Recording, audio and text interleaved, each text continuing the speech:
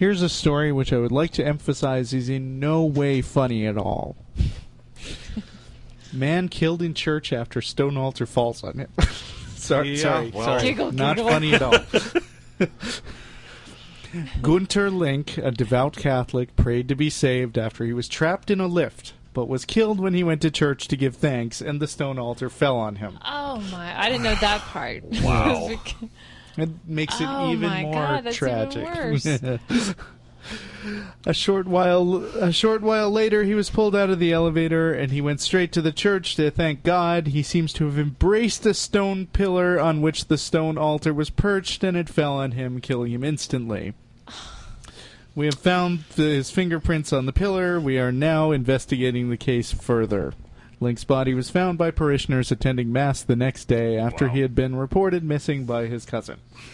Now, there's a number of different positions that Catholics or Christians of different stripes can take on this issue. One is that, okay, clearly God didn't save him from the elevator just to have a statue fall on him. This is like Final Destination, that movie. Oh, yeah, it is. It is. That's very good. The other one is that, in fact, God did save him from the elevator just so that he could go be killed by this statue. That this was all somehow part of God's plan. And for the contingent, trying to make a point. And for the contingent of Christians out there who think that nothing happens outside of God's plan, they are stuck with that. That God put him in the or arranged for him to be put in the situation in the elevator so that he could rescue him, so that he could then go to church and have a statue fall and crush him. Or it's just a reflection of the whole, Noah story. He must have been an evil guy. God meant to kill him in the elevator, but he escaped, and so had to go with Plan B.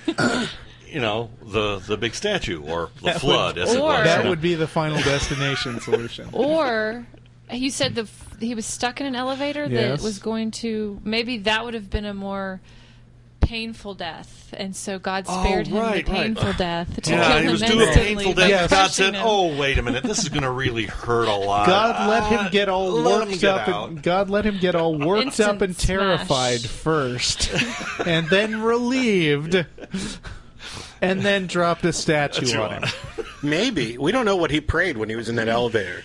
Maybe it was, God, please, I don't want to suffocate to death. Give me a chance to at least say goodbye to my wife and kids and whatever. And he says, there you go.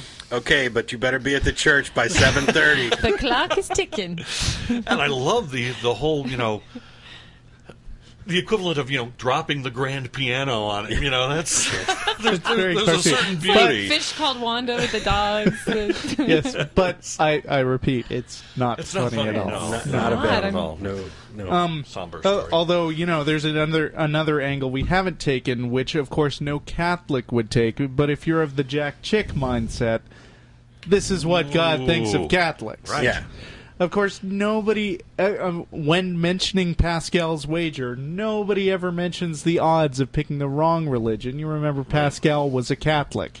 And this is just like the time when Jim Caviezel got struck by lightning while playing Jesus for the Passion of the Christ. Mm-hmm. It's like, dude, you're not doing that role right or something. Yeah, of course, from the atheist perspective, wow, what a great example of coincidence. Yeah. What a crazy random happenstance. But he didn't die when he got struck by lightning, right? No, he did not. We'll see then God saved him. Yeah, he was just teaching him a lesson. Work on your Aramaic, you sorry ass. I didn't sound like that. That accent's all wrong. Aramaic is all...